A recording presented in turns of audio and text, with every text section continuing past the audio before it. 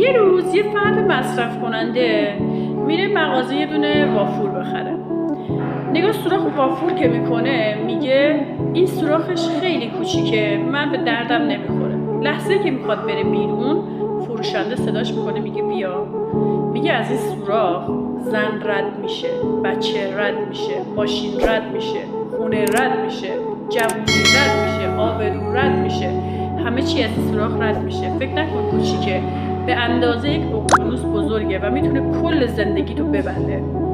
وقتی هم که اون طرفی که خریدار بوده این حرفا رو میشنوه، یه لحظه حالش بد میشه و وافور میزنه میشکنه و میگه من هرگز دیگه این مواد رو مصرف نمیکنم. حالا از شما میخوام توی نظرها برام بنویسید از اون سوراخ چه چیزهایی رو از دست دادید؟ بابت همون سوراخ یه ذره چه چیزی از زندگیتون از دست دادید و هیچ وقت نتونستید جبرانش کنید؟